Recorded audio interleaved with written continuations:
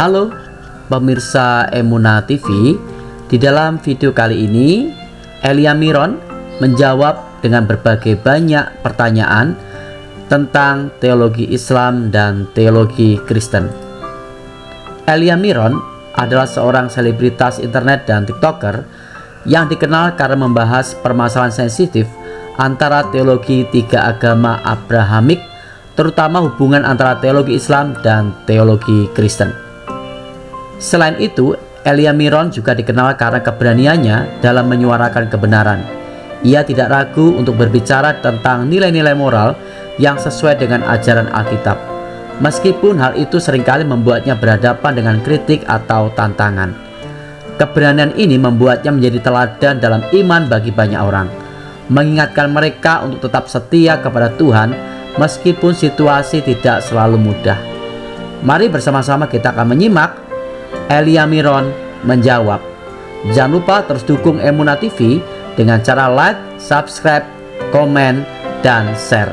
Selamat menyaksikan hingga tuntas. Silakan oleh Om Ricci nih. Sebelumnya saya pernah kan tanya ke seseorang yang seorang pendeta juga, katanya kalau kita meninggal itu, kalau kita udah masuk surga kita tidak saling kenal ya, maksudnya tidak saling kenal seperti yang kita di dalam bumi ini gitu ya. Nanti mungkin Pastor bisa sempurnakan ya. Mungkin itu saja sih yang saya tanya. Oke. Apakah orang ketika meninggal dia saling mengenal di dalam surga? Setelah dia meninggal, dia pasti saling mengenal. Kalau kita lihat di dalam kisah orang kaya dan Lazarus dalam Lukas, ketika orang kaya itu mati, Lazarus juga mati. Ketika orang kaya itu mati dan dia tersisa di alam maut, dia ngomong apa sama Bapak Abraham? Ya Bapak Abraham, masih ada 5 saudaraku yang ada di bumi. Suruhlah Lazarus agar pergi kepada mereka untuk mengingatkan mereka. Artinya, meskipun orang kaya ini tersisa di alam maut, dia masih mengingat saudaranya yang masih ada di bumi. Bahkan dia bisa kenal dengan Abraham walaupun ia tidak pernah bertemu dengan Abraham. Jadi apakah kita saling kenal di bumi? Kita di sorga, kita pasti saling kenal.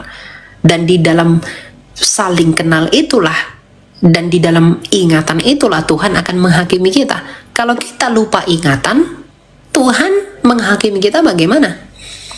Misalnya Tuhan bilang begini, Elia, kamu pernah mencuri, kamu akan dihakimi. Nah, kalau saya lupa ingatan, saya akan bilang sama Tuhan, Tuhan saya nggak pernah mencuri. Apakah begitu? Kan enggak. Gitu. Jadi kita bukan hilang ingatan, kita tetap mengingat semuanya, tetapi satu hal yang tidak ada di dalam surga yaitu dosa. Jadi iri hati, sakit penyakit, kematian, penderitaan, duka cita itu nggak ada lagi Pak di sana. Karena yang menyebabkan semuanya itu adalah dosa. Itu ya. Pastor mau tambah, Pastor silakan Pastor. Shalom Kak Oleum. Jadi benar saling mengenal, tetapi di dalam surga 1 Tesalonika 4 ayat 14 mengatakan semua orang yang percaya pada Tuhan Yesus dikumpulkan bersama Kristus. Roma 8 ayat 1 mengatakan tidak ada lagi hukuman bagi orang-orang percaya. Wahyu 22 ayat 12 mengatakan aku memberi upahku, berarti bukan hukuman tetapi upah. Nah, karena itu, karena yang diberi adalah upah, hal yang bagus, maka tidak ada lagi kasih yang disparitas. Jadi kita saling mengenal. Itu misalnya kalau yang suami yang wafat duluan, lalu suatu hari istrinya, dia akan mengenal. Lalu itu mungkin pamannya, dia mengenal. Tetapi tidak ada kasih yang pincang. Kasih yang pincang tuh gini, karena kamu paman saya, ayo kita bikin satu geng yuk. Karena kita satu suku, ayo kita bikin satu geng yuk di surga. Kalau kasih di dunia itu masih ada pincang, masih ada disparitas. Kita tentu lebih mengasihi paman kita dibanding orang lain, mengasihi anak kita atau pasangan kita masing-masing dibanding orang lain. Tapi kasih di surga itu adalah sempurna. Karena itulah dikatakan, aku memberikan upahku. Jadi kita tumbuh dalam apa? Dalam kesempurnaan itu. Jadi saling mengenal, tapi tidak ada kasih yang pincang. Karena itu Efesus 4 ayat 13 mengatakan kita akan menjadi dewasa, bertumbuh dalam kepenuhan. Itu berbicara tentang kegenapan itu, kesempurnaan kasih itu, kepenuhan Kristus. Demikian Kak Olem. Ya, sempurna ya, gitu ya, Kak Olem ya. Oke, makasih Pastor dan Kak Elia. Iya, sama-sama. Tuhan berkati ya. Silakan King Pedro. Selamat malam. Ya, malam. Tanya apa, Pak? Boleh bertanya, Pak? Boleh, silakan. Oke. Siapa yang membunuh Yesus? Yang membunuh Yesus adalah orang Roma yang menyalibkan dia. Gimana? Menyalibkan dia. Orang Roma. Roma. Kenapa dibunuh itu, Pak? Kenapa dibunuh itu? Kenapa bisa dibunuh? Ya, mereka membunuh Yesus karena mereka menganggap Yesus itu menghujat Allah dengan menyetarakan dirinya sedengan Allah.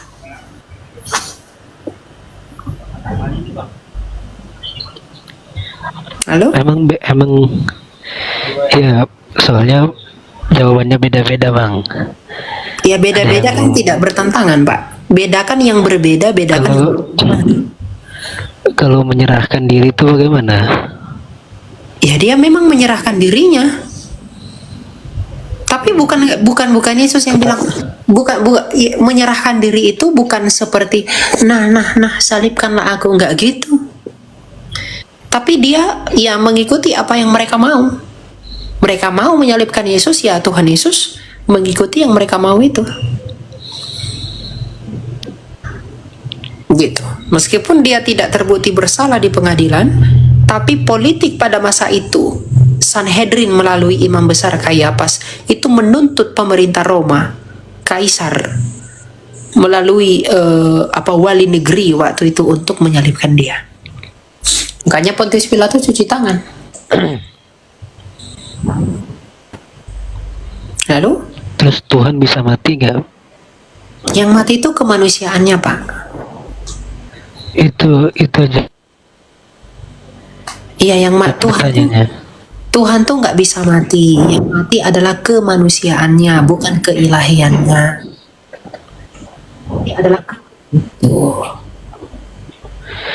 Tubuh Yesus kan yang berasal dari Firman. Firman kan Tuhan. Begitu, Pak. Tuhan Bapa, Tuhan Anak, Tuhan Anak. Berarti tubuhnya itu ilahi, gitu. Soalnya dia tercipta dari Firman. Gimana itu, Pak?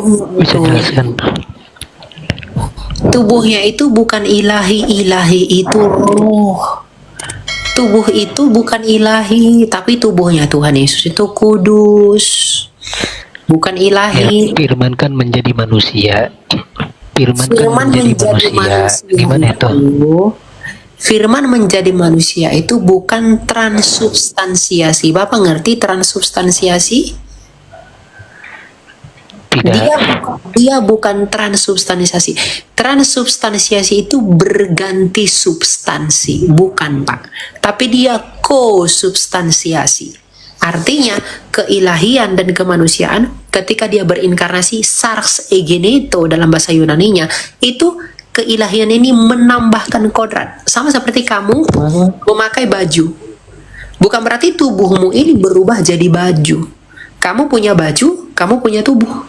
Nah, ketika Tuhan Yesus menjadi manusia, inkarnasi itu kan dari bahasa Latin.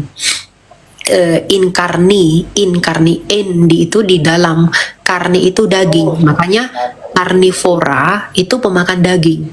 Jadi inkarni itu di dalam daging. Jadi dia di dalam daging. Firman itu menjadi manusia itu bukan melebur kehilangan keilahian seperti nasi jadi bubur, bukan. Gitu. Jadi bedakan, Pak. Menjadinya itu Bapak harus ngerti. Gitu loh, ya. Dan ketika kodrat ini keilahiannya, ketika berinkarnasi dia menambahkan kodrat kemanusiaannya. Nah, ketika dia mati, yang mati ini kemanusiaannya nih. Bukan dia yang ilahi lalu berubah jadi daging, ketika mati berarti yang ilahi yang tadinya jadi daging itu mati. Bukan. Makanya pahami pengertian inkarnasi itu. Sarx egeneto itu Anda harus paham dulu. Pengertiannya apa. Gitu ya. Ada lagi Pak? Biar kita lanjut kalau nggak ada. 10.000. Terima kasih, terima kasih. Oke. Ada yang mengatakan sulit. Gimana pendapatmu, Pastor? Pendapat Pastor katanya sulit katanya. Gimana tuh, Pastor? Ya memang sulit nggak sih, Pastor? Apa yang sulit maksud mereka? Mungkin pertanyaannya tadi karena dari latar belakang tidak boleh menafsirkan sendiri. Selama konteksnya bertanya tentu luar biasa, tapi mohon selalu kami sambut dua hal: tidak mengolok Tuhan Yesus karena membuat utangnya jadi banyak. Lalu yang kedua, mohon tidak menafsirkan sendiri jika Anda bukan Kristen. Bertanya saja, itu sangat rendah hati. Selama dengan adab maka itu luar biasa. Kalau menafsirkan sendiri, mengarti-artikan sendiri nanti menjadi anti NKRI itu tadi. Karena itu rendah hati mendahului kekayaan dan kemuliaan. Silakan. Ya, betul. Amsal berapa sih, Pastor? Amsal 22 ya, Pastor ya itu, Pastor. 2 ayat 4 benar. Iya, Amsal 22 ayat 4 tuh. Kerendahan hati itu adalah kunci kekayaan. Kerendahan hati dan takut akan Tuhan itu kunci kekayaan dan kehidupan. Jadi kalau kalian mau kaya, mau mendapat hidup, rendah hati dulu dan takut. Mau tanya apa, Bang? Oke, shalom. Ya, salam, silakan. Kenalin, aku Andi.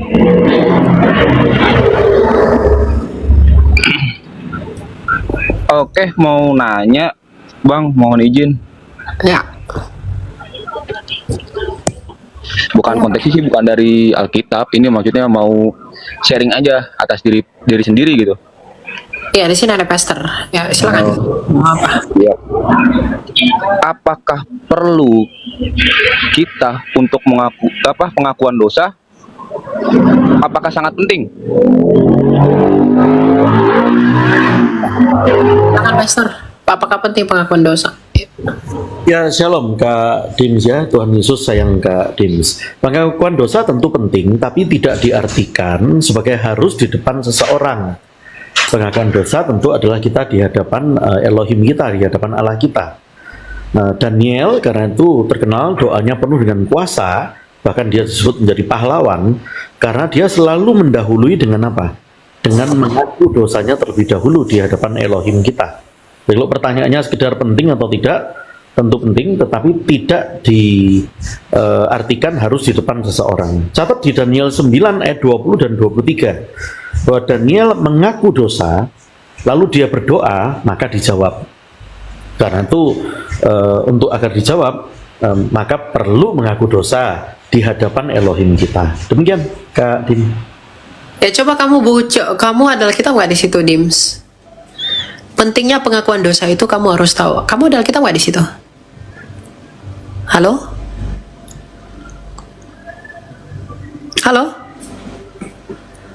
Tap-tap layar ya sampai 1 juta. Ya, halo. Ya, kamu adalah kita nggak di situ?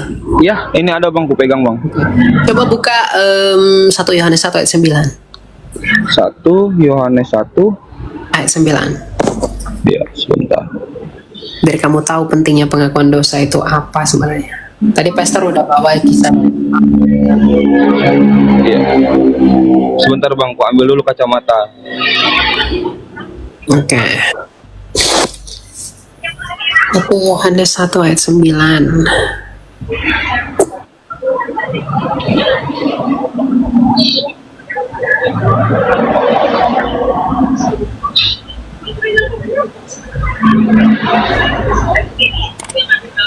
Gimana bunyinya? Udah? Oke. 1 Yohanes 1 Ayat 9.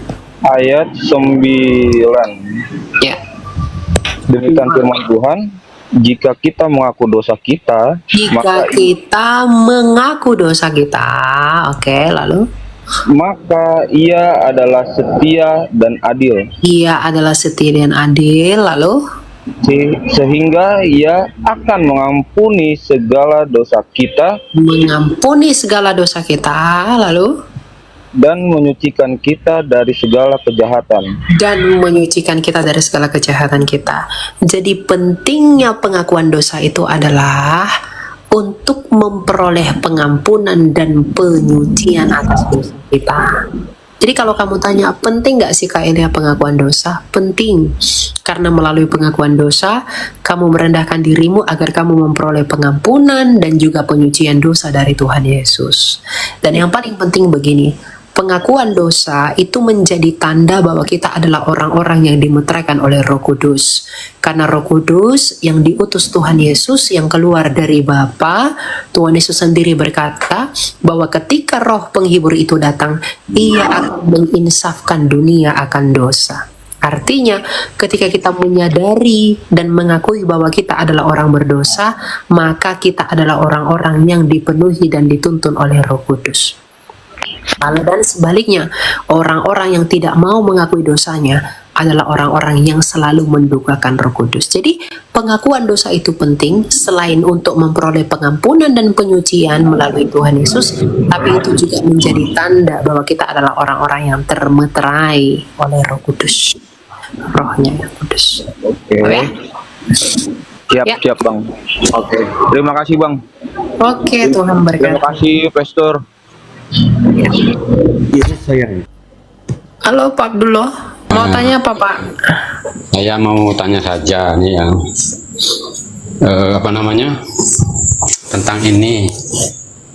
Yesus itu kan dianggap Allah sudah kan, itu dianggap Tuhan Allah kan gitu Pak. Sudah Tuhan, ya hakikatnya Allah. Lalu? Terus Yesus itu sebagai manusia itu umur berapa tahun ya Pak? Dari lahir umur berapa tahun? Umurnya Yesus itu? Ya, umurnya Tuhan Yesus sampai 33 tahun setengah. Ya. Terus selama Yesus 33 tahun setengah kan dia kan masih manusia kan? Betul. Terus kalau ada gempa, ada gunung meletus, apakah dia rohnya itu atau zat keluar dari tubuh Yesus itu? Oh enggak. Enggak keluar. Berdiam, kan ayat Alkitab berkata di dalam jasmaninya itulah kepenuhan Allah itu berdiam. Makanya Tuhan Yesus itu kudus Pak, nggak berdosa. Oh, berarti kalau ada gunung meletus atau apa itu masih tetap enggak keluar dari Yesus itu. Emang kalau ada gunung meletus, ada gempa, roh Bapak keluar? Ya enggak dong, kan kita kan manusia. Makanya Ya saya udah, bilang, Tuhan. makanya Tuhan saya Yesus bilang pun begitu, Yesus sebagai Pak. manusia akan dilahirkan ya kan. Ya kan Betul. dia kan manusia kan ya. Betul, dia sepenuhnya manusia seperti kita Pak. Iya, itulah. Apakah kalau ada gunung meletus, apakah dia keluar? Gunung meletus ada keluar. Kalau keluar kan mesti jadi akan kaku kalau tubuhnya sebagai manusia. Nah, nggak ada begitu Pak. Ya. Enggak begitu. Enggak. Nggak ada. Oh, ya, tanya saja saya. Begitu. Kalau begitu kan enggak keluar ya dia ya. Sebab kalau keluar kan dia kaku badannya, sebagai manusia itu udah keluar dia ya. Nggak keluar. ada. Oh. Terus gini juga ya, kan di Indonesia ini kan biasa mengakui sudah ada 4 agama ya. Nah, ada Zabur, ada Taurat, ada Injil, ada Al-Quran. Gitu. Zabur, Taurat, Injil itu kitab Pak, bukan Iya, agama. iya kitab. Al-Quran, itu kan kitab suci kan ya. Terus ini apa namanya? Alkitab itu apa sih Alkitab itu Pak? Sebutannya Alkitab lah, selain dari Zabur itu. Iya, Alkitab itu adalah kumpulan kitab-kitab para nabi dan para rasul. Tulisan dari zaman Musa sampai zamannya Yohanes dikumpulkan di sana. Disebut Alkitab, dikanonkan oleh gereja yang Katolik dan yang Ortodoks di Kartago di akhir abad ketiga. Itulah Alkitab Pak. Jadi Alkitab itu adalah tulisan para nabi dan tulisan para rasulnya Yesus sendiri. Gitu. Berarti bukan dari 4 kitab itu ya, bukan? Oh, kalau Bapak bilang Taurat Iya. tadi kan. Nah, Taurat itu adalah kitab yang ditulis oleh Musa. Ya.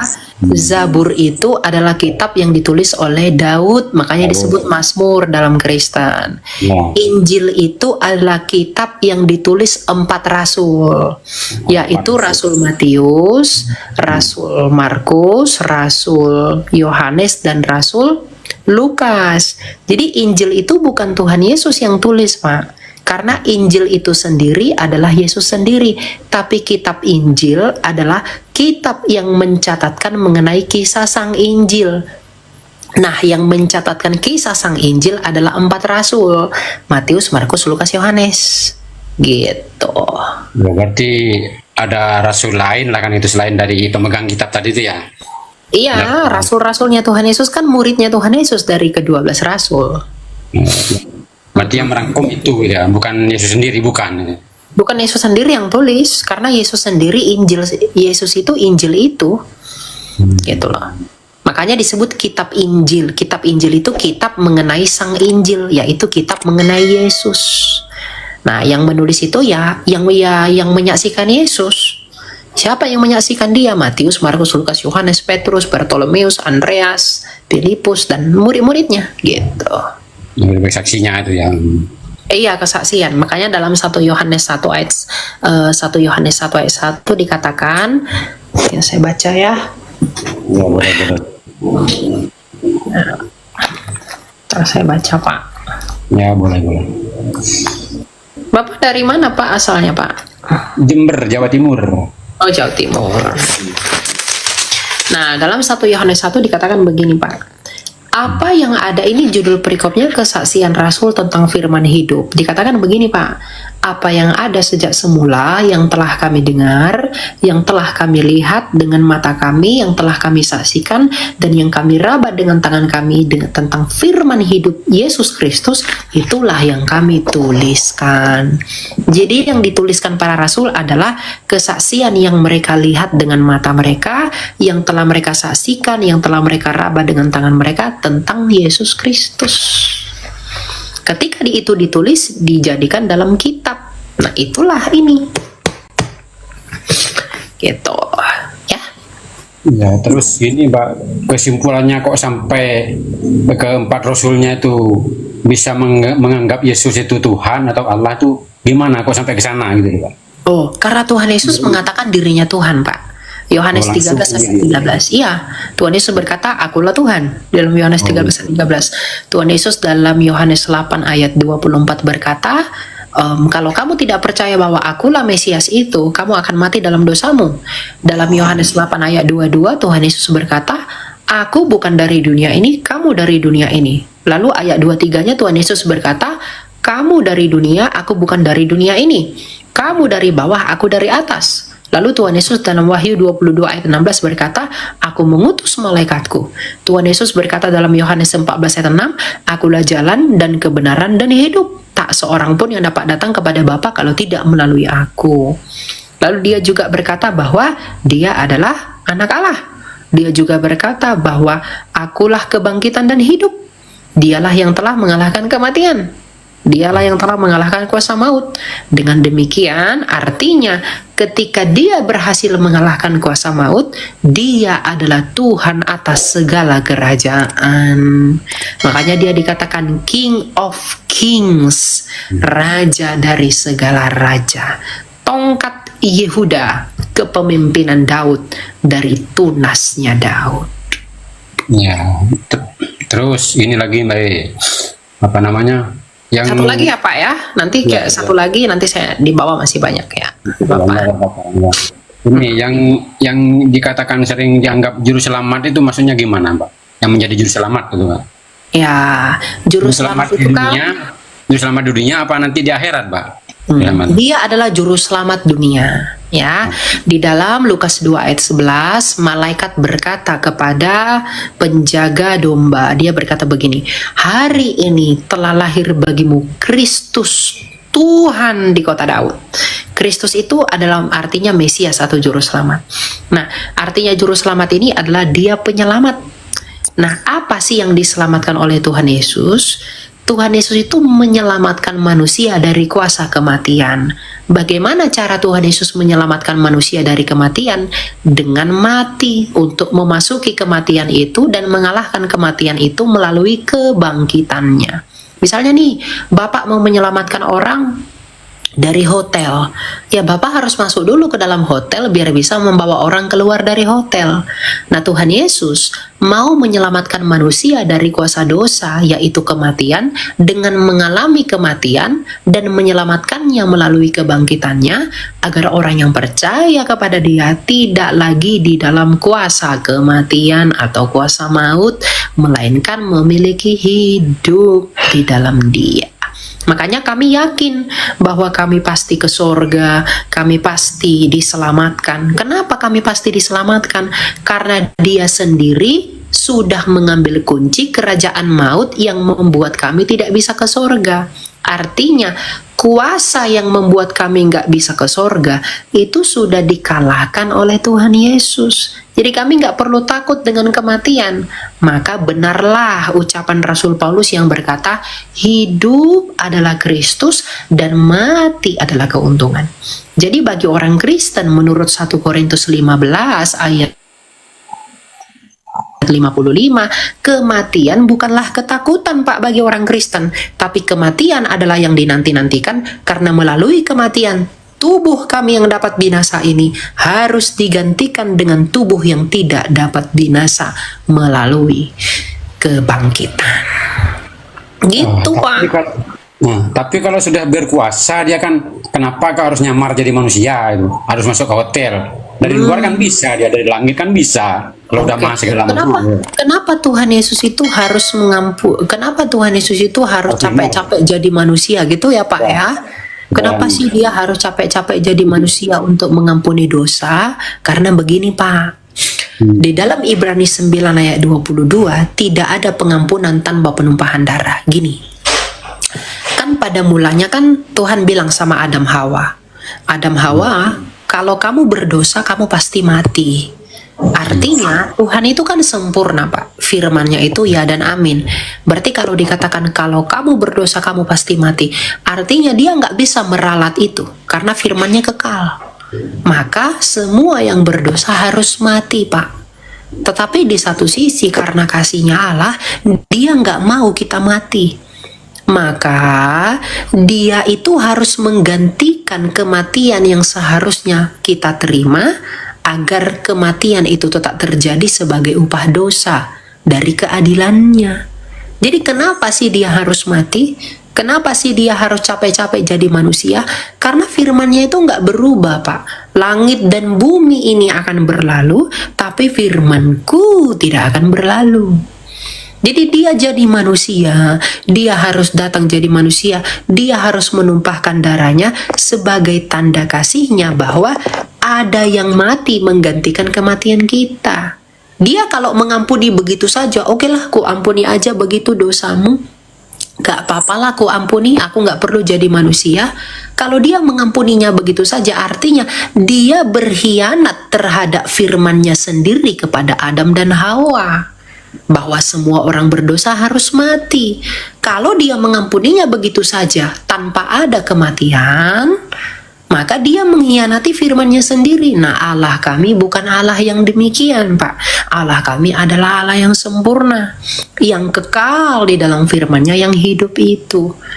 Makanya kita semua yang mati ini, tetapi Dia tidak mau kita mati karena dosa kita, maka Dia menggantikan kematian yang seharusnya kita terima melalui kematian anak tunggalnya itu.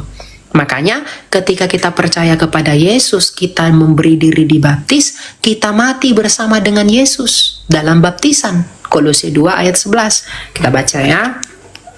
Dalam Kolose 2. Jadi kenapa kita harus dibaptis? Karena kita mati bersama Yesus dalam baptisan. Nah, Kolose 2 ayat 11. Dalam Dia kamu telah disunat, bukan dengan sunat yang dilakukan oleh manusia, tetapi dengan sunat Kristus yang terdiri dari penanggalan tubuh yang berdosa. Karena dengan Yesus kamu dikuburkan dalam baptisan, dan di dalam Yesus kamu turut dibangkitkan juga melalui kepercayaanmu kepada kerja kuasa Allah yang telah membangkitkan Dia dari antara orang mati. Terus bagaimana dengan bayi yang tak berdosa mati itu? Oh, kalau bayi, antara ada pesterku di bawah. Dia belum mengenal Yesus, Allah kan belum mengenal kan, dia berdosa itu. Menurut pengetahuan Kristen itulah. Menurut Kalau pengetahuan. kalau bayi meninggal dia kemana pergi? Dia ke Firdaus, Pak. Kenapa? Karena meskipun dia punya natur dosa, tapi dia belum meresponi panggilan dosanya. Jadi semua bayi dari agama manapun dia akan tetap ke sorga. Gitu. Karena dia belum melakukan perbuatan dosa. Soalnya kan ada yang menyebutkan lain, Pak, di pendeta-pendeta kan lain ceritanya tuh, Pak. Dosa turunan, dosa apa kan begitu. Itu hanya pendapat, Pak. Itu hanya jadinya pendapat, tuh, Pak. Tapi jadinya itu membingungkan gitu, Pak. Nah kalau Mbak kan tidak membingungkan, kalau Mbak jelas kan begitu. Kan gitu. Sama kalau bayi saya memang bukan tidak- mbak-mbak ya, Pak ya. Jangan disebutkan saya mbak-mbak. Saya emas. Oh iya.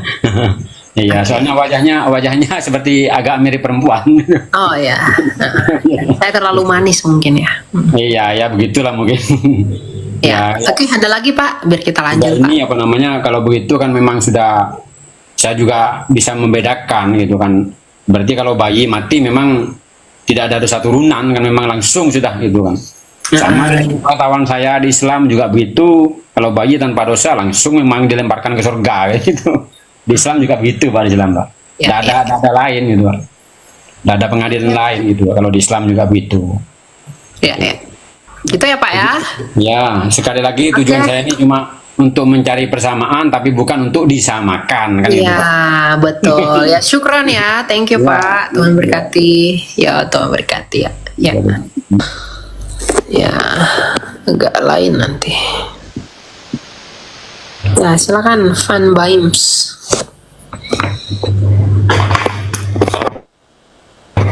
Ya, Ya, silakan mau tanya apa, Pak? mau Halo? tanya, kan katanya kan yang selama ini bahwa Yesus itu Tuhan kan, apa namanya ya? Saya pernah baca ayat di, coba kalau ini sebentar saya buka dulu ya. Saya mau nanya nih. Ya, lalu tanya apa, Pak? Di Yohanes 17 ayat 3 Ya. itu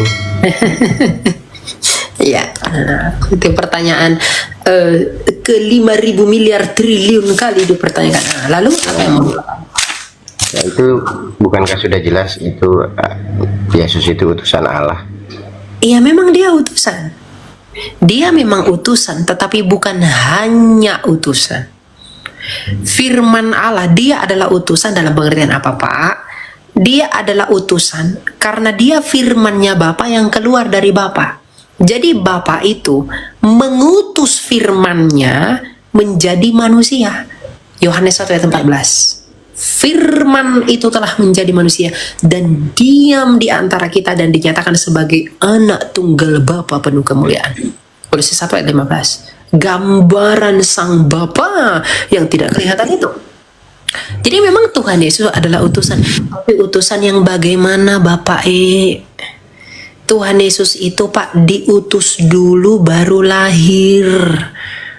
Dia diutus dulu ke dunia ini baru lahir jadi manusia. Kalau para nabi itu lahir dulu baru diutus. Jadi beda. Yesus itu utusan dengan nabi-nabi itu utusan, itu beda, Pak.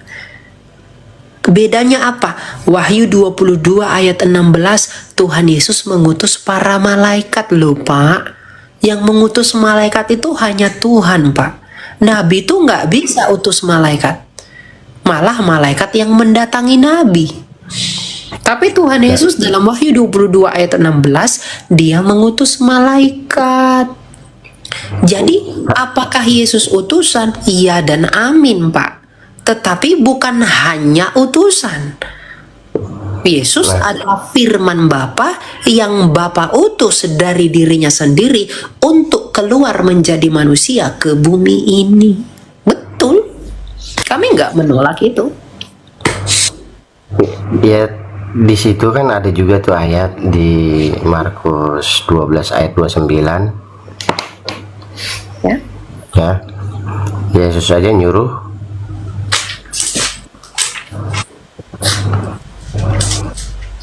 Apa tuh? Ayat 29 ya. Jawab Yesus, perintah terutama dengarlah hai orang Israel, Tuhanlah Allah kita, Tuhan itu satu. Betul. Tuhan ada Allah kita. Nah, kalau Tuhan adalah Allah, berarti firman Tuhan Allah enggak, Pak?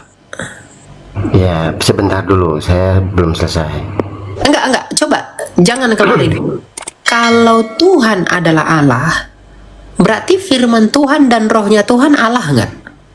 Kalau kamu adalah manusia, firman dan rohmu manusia atau kucing? Atau bebek? Pasti manusia dong. Enggak, yang poin yang saya tanyakan itu bahwa Yesus ini memerintahkan Bani Israel untuk menyembah Allah kan? Betul. Bukan nyembah dia loh. Loh, ketika Thomas menyembah dia, apakah dia menolak? Tidak. Kalau dia memang berkata, sembahlah Tuhan, jangan sembah aku. Tapi kenapa ketika dia disembah, dia tidak menolak? Ketika Maria menyembah dia tidak menolak dalam Lukas. Kalau dia memang orang benar, dan dia memang bukan Tuhan, ketika dia disembah harusnya, enggak boleh kau sembah aku. Aku bukan Tapi Tuhan. nggak ada kan di ayatnya satupun juga menyuruh nyembah Yesus. Enggak ada, Nggak tapi ada. ketika dia disembah, kenapa dia tidak menolak? Enggak, poinnya adalah kita kan harus berdasarkan Ya, bukan firman. begitu. Ketika kamu mengatakan aku bukan presiden, tapi kamu diperlakukan sebagai presiden dan kamu punya kedudukan presidensial di negara ini, itu kita nggak butuh, itu cuma pengakuan. Ketika kamu tidak mengatakan aku dokter, tapi ketika kamu bisa melakukan pekerjaan-pekerjaan dokter dan kamu punya kemampuan seperti dokter, kamu nggak perlu mengaku itu. Oh, Tuhan itu Yesus, kan Tuhan Yesus sebenarnya nggak perlu. udah apa namanya, maaf, udah tafsiran kalau seperti itu. Oh, itu Poin bukan kan sini tafsiran, itu realita, Pak. benar. Kalau enggak, itu konsekuensi logis. Kalau Bapak mengerti cara berpikir Bapak itu udah salah. Karena ini sebab akibat. Akibatnya karena ada sebab mengadakan akibat. Ini sebab akibat, Pak. Ya. Jadi jangan cetek berpikirnya. Kalau memang Yesus mengatakan, kalau memang Yesus bukanlah Tuhan dan tidak menerima penyembahan, kenapa ketika dia disembah, dia tidak menolak sekalipun dia tidak meminta untuk disembah? Dan alasan kenapa dia tidak meminta disembah, karena hukum Yahudi pada masa itu. Nggak bisa, Pak. Tapi ketika dia disembah, dia memperhitungkan penyembahan itu sebagai iman. Jadi bukan Tuhan Yesus nggak mau bilang sembahlah aku, bukan karena dia nggak mau. Tapi dia itu memperhitungkan iman dari tindakan, bukan dengan kata-kata. Kalau hanya kata-kata, setan pun bisa mengakui dirinya Tuhan. Firaun mengakui dirinya Tuhan dan meminta disembah. Dan orang menyembah mereka, apakah dia adalah Tuhan yang nyata? Tidak. Sebenarnya sih nggak usah kita kemana-mana, poinnya kan perintah. Siapa yang harus disembah? Ya, enggak masalah. Ketika kita menyembah, ketika Tuhan Yesus dalam Markus 12 ayat 29 tadi menyuruh kita untuk menyembah Allah. Ketika kami menyembah Allah, kami menyembah firman dan rohnya enggak? Ketika saya sembah kamu, yang saya sembah tubuhmu, firmanmu atau rohmu? Pasti semua dong. Ya enggak dong, dilihat aja itu apa Roma 12. Ketika saya menyembah kamu, ini Pak, kamu main logika aja kan, kalian umat paling logika. Ketika saya menyembah kamu, saya menyembah tubuhmu saja, rohmu saja, firmanmu saja, atau seluruhnya dari kamu. Nah, ketika Tuhan Yesus mengatakan sembahlah Tuhan Allahmu saja. Nah, ketika saya menyembah dia, apakah saya hanya menyembah wujudnya, rohnya, atau firmannya? Pasti semuanya. Dan Yesus adalah firman, dan Roh Kudus adalah rohnya Bapa. Maka saya harus menyembah firmannya Bapa dan rohnya Bapa. Saya berdasarkan firman aja ya, perintahnya itu seperti apa, bukan Ya, kita kalau asumsi sendiri, nggak boleh begitu. Oh, enggak, Kita baca Roma 12 ayat 1. Kami- Baca dulu di situ Iman- penyembahannya gimana begitu. Iman kami. Roma 12 ayat 1. Ya, ntar ya, saya buka ya. Kan kita harus diuji dengan bahasa roh. Ujilah dengan bahasa roh atau firman.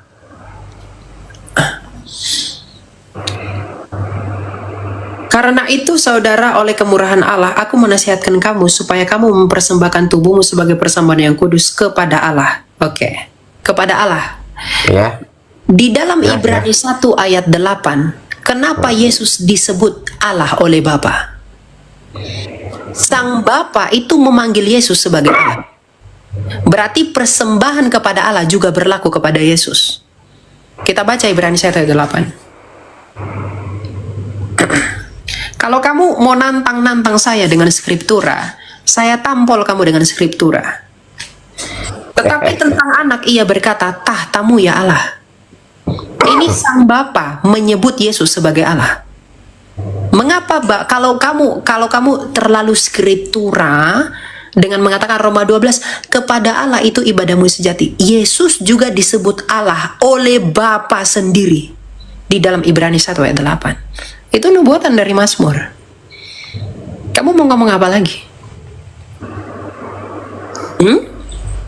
Yes, itu udah jelas kan Roma 12 ayat 1. Iya, Ibrani 1 ayat 8 ini kamu mau ngomong apa lagi? Bapa memanggil Yesus sebagai Allah. Ada kata Yesusnya. Bah, itu tentang anak-anak Allah itu siapa? Kita nggak bisa ngasih kesimpulan begitu. Lah, ini anak itu siapa, Pak? Dalam ayat 8. Anak itu siapa? Anak di sana siapa? Baca konteksnya penuh deh. Kamu baca deh. Allah berfirman, konteksnya aja. Allah berfirman dengan perantaraan anaknya. Yang mengaku anak Allah itu hanya Yesus. Ibrani 1, baca semua. Ibrani 1 ayat 8 yang saya bawa tadi, perikopnya adalah Allah berfirman dengan perantaran anaknya. Jadi kalau main skripturaan, ya kamu nggak bisa diunggulkan. Nggak apa-apa, silakan aja. Tapi kan ya kita harus berdasarkan firman. Ya nggak bisa kita ngambil kesimpulan. nah, itu juga firman. Ibrani itu firman. Tapi di situ tidak ada kata Yesusnya. Iya, tetapi anak Allah itu kan Yesus. Nggak ada di sini ayatnya bilang Yesus. Oh ya, kalau modal begitu ya nggak usah, Pak. Oke, kalau memang begitu di dalam Roma 12:1 Allah di sana, adakah ditulis Allah di sana hanya Bapa? Kalau gitu saya tagih. Di mana di dalam kalau kamu bilang di situ nggak ada nama Yesus. Sekarang saya minta dalam Roma 12 ayat 1 itu, di mana Allah di sana hanya kepada Bapa. Saya minta di ayat itu yang mengatakan Allah di situ hanya kepada Bapa. Kamu pakai skriptur, kita berdasarkan ayat begitu aja ya. Kan tadi si kamu tidur saja. Jadi dia itu pakai standar berpikir yang dia sendiri nggak sanggup untuk menyelesaikannya. Jangan malu, Pak, ya. Jangan kamu loncat lagi ke sini. Gak jelas.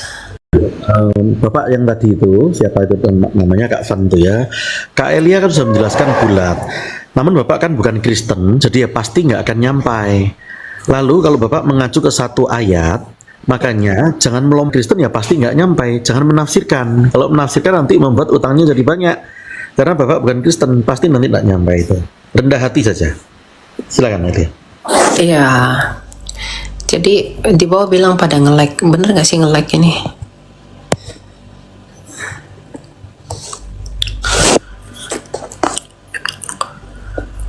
Jadi jangan kamu pakai cara berpikir orang Arab untuk menilai Alkitab. Nggak bisa, Pak. Gitu loh. Skripturaan sih kamu. Jadi gitulah. Sola skripturanya Luther tuh nggak begitu, Pak. Dia sehat, konservatif. Nggak seperti skripturanya agamamu. Ngawur. Saya mau nanya, pertama itu apa namanya? Kenapa Allah memilih Abraham sebagai bapak orang percaya? Karena menurut saya, mungkin saya salah juga ya. Menurut saya sih Nuh itu jauh lebih baik sih kalau menurut saya gitu ya. Dari hidupnya, cara hidupnya. Itu yang pertama. Terus yang kedua adalah mengenai sorga. Saya tanya beberapa kawan saya yang denominasi berbeda itu apa namanya? Mereka mengartikan sorga itu yang berbeda-beda gitu. Nah, terus yang ketiga, manusia sesudah mati apakah langsung dihakimi atau di Firdaus dulu apa gimana ya? Itu yang ketiga. Terus yang terakhir ini adalah mengenai Armageddon. Itu maksudnya apa ya? Itu aja sih. Makasih. Tuhan berkati. Ya. Oke, mungkin yang pertama ya, mengenai kenapa Allah memilih Abraham bukan Nuh. Tuhan itu memilih Nuh juga karena Abraham itu anaknya Nuh dari Sem dari Eber, Pak. Makanya disebut orang Ibrani. Jadi Nuh itu dipilih nggak? Dipilih. Bahkan Nuh itu adalah Nuh itu adalah orang baru, manusia baru yang melahirkan kelahiran bagi penduduk seluruh dunia ini. Keturunan Sem yang memperanakan orang Asia, keturunan Ham yang memperanakan orang Afrika dan Misraim, dan keturunan Ham itu yang memperanakan orang Eropa. Jadi Sorry, sebagai bapak orang percaya gitu loh. Iya betul. Jadi kenapa dia memilih Abraham? Karena Abraham itu taat. Kenapa tidak pada zaman Nuh? Ya karena selain rencana Allah yang memang dia pilih, kalau kita mendalami makna teologinya, kenapa bukan Nuh, kenapa Abraham? Karena di zaman Nuh fokusnya belum ke sana. Fokusnya itu masih kepada genealogi bangsa-bangsa. Belum kepada janji yang diikat. Meskipun sudah dijanjikan sejak zaman Adam. Tapi kenapa Abraham? Karena mulai dari Abraham lah kekhususan bangsa dari Eber itu mulai ditunjukkan oleh Allah. Karena imannya, dia taat, dia pilih dan dia tahu responnya bagaimana. Karena di zaman Nuh itu belum ada. Karena fokusnya Allah di zaman Nuh itu untuk genealogi. Oke. Ya. Kemudian yang kedua tadi itu tentang pengertian sorga. Jadi pengertian sorga. Pengertian sorga yang berbeda itu tidak masalah, tapi pengertian sorga yang bertentangan itu yang bermasalah. Ada yang memaknai surga itu sebagai keadaan, ada yang memaknai itu sebagai tempat. Itu pun nggak masalah. Apakah surga itu keadaan? Betul. Apakah surga itu tempat? Betul. Karena Tuhan berkata, di rumah Bapakku banyak tempat yang mau kusediakan. Jadi nggak ada masalah sebenarnya. Surga itu bagaimana? Surga itu tempat yang memang dimensinya Allah. Kita nggak mau tinggal di surga, tapi kita akan merasakan hadirat surga. Kita itu tidak pernah dicipta untuk tinggal di surga, Pak. Kita itu dicipta di bumi ini. Kejadian 1 ayat 28. Dengan keadaan yang surga, yaitu tanpa dosa. Jadi nanti kita akan dikembalikan ke langit bumi baru seperti tujuan yang semula itu. Surga itu tempatnya Allah, bukan tempatnya kita. Kita nggak dicipta di bumi untuk dipindah ke sana, enggak. Kita dicipta di bumi untuk tetap di bumi, tetapi dengan keadaan yang berbeda. Yang pertama yang sekarang ini keadaan berdosa, nanti yaitu keadaan yang tidak berdosa. Itulah sorga, Yerusalem baru yang turun itu. Ya. Nah, yang ketiga itu gimana? Apakah manusia sesudah mati langsung dihakimi atau di Firdaus dulu atau gimana ya? Oke. Sama Armageddon yang keempat ya. Nah, itu Ya. Pastor. Silakan Pastor. Ya, Kak Indra, Shalom Tuhan Yesus, saya Kak Indra. Jadi 1 Tesalonika 4 ayat 14 mengatakan mereka, yaitu kita yang percaya pada Tuhan Yesus, dikumpulkan bersama Kristus. Jadi kita akan masuk di Firdaus dulu, tidak langsung dihakimi. Pada saat kedatangan kedua, nanti Tuhan Yesus akan melakukan penghakiman. Tetapi bagi kita orang-orang percaya, Roma 8 ayat 1 berlaku, tidak ada lagi hukuman bagi kita. Jadi kita waktu dihakimi bukan untuk sebagai perbuatan amal pahala, puasa 1 bulan bisa mencicil hukuman dosa, itu pasti bukan Kristen. Tidak bisa dari perbuatan baik kita. Nah, jadi penghakiman itu nanti pada saat kedatangan kedua, namun kita tidak lagi mendapat penghukuman. Lalu tentang Armageddon bedakan dengan Gog Magog. Armageddon itu terjadi pada saat setelah masa 7 tahun aniaya, 3,5 dan 3,5 tahun. Antikristus dibatasi masanya sampai 7 tahun. Sebelum masa 7 tahun itu, Tuhan Yesus turun yang bukan disebut sebagai kedatangan kedua, tapi turun di awan-awan permai. Nah, itu yang lalu kita mengenal rapture itu ya. Kemudian setelah itu masuk masa aniaya 7 tahun, aniaya besar. Nah, setelah 7 tahun itu Tuhan Yesus kedatangan kedua, itu yang baru disebut kedatangan kedua. Nah, itu pada saat kedatangan kedua disambut oleh nabi-nabi palsu dan antikristus bersama seluruh sekutu-sekutunya itu. Tetapi Tuhan Yesus akan mengalahkan. Itulah yang namanya perang Armageddon, diambil dari kata lembah Megiddo. Kalau Anda ke Palestina, ke Israel tuh di sana. Setelah itu Tuhan Yesus akan melempar mereka ke api neraka. Nah, setelah dilempar, maka masa 1000 tahun kita akan memerintah bersama Kristus. Nah, itu yang disebut dengan masa Yerusalem baru, pemerintahan 1000 tahun. Nah, setelah 1000 tahun nanti akan dilepaskan kembali iblis itu. Nah, pada saat dilepaskan kembali itulah namanya perang Gog dan Magog. Gitu. Dimana untuk kedua kalinya nanti di Gog dan Magog ini, iblis akan dikalahkan dan seluruh sekutu-sekutunya untuk dilempar ke api kekal untuk selama-lamanya. Gitu. Itu yang dimaksud dari Armageddon, bedanya dengan Gog dan Magog. Demikian. Pak Pastor, saya boleh nanya 2 lagi nggak nih? Boleh nanya 2 lagi nggak? Antri di bawah banyak, brother. Nanti kapan-kapan ya. Oke, makasih ya. Ayo. Demikian Emuna TV, penjelasan dari Elia Miron menjawab. Yesus Kristus adalah pusat dari iman Kristen dan di dalam Dia, keselamatan bagi umat manusia ditemukan. Alkitab mengajarkan bahwa melalui Yesus, Allah menyediakan satu-satunya jalan keselamatan bagi seluruh umat manusia yang telah terpisah darinya karena dosa. Dengan kasih-Nya yang tak terhingga, Allah mengutus Yesus anak yang tunggal untuk menjadi jalan, kebenaran, dan hidup yang membawa manusia kembali kepada Bapa. Di dalam Injil Yohanes pasal 14 ayat ke-6, Yesus sendiri berkata, "Akulah jalan dan kebenaran dan hidup. Tidak ada seorang pun yang datang kepada Bapa kalau tidak melalui aku." Pernyataan ini menegaskan bahwa hanya melalui iman kepada Yesus Kristus, manusia dapat memperoleh pengampunan dosa, hidup yang kekal, dan hubungannya dipulihkan dengan Allah. Yesus datang ke dunia untuk menggenapi janji Allah penyelamatan umatnya, menawarkan harapan kepada mereka yang terhilang, dan memberikan cahaya kepada mereka yang berada dalam kegelapan. Kiranya video kali ini boleh memberkati pemirsa Emuna TV. Tuhan memberkati.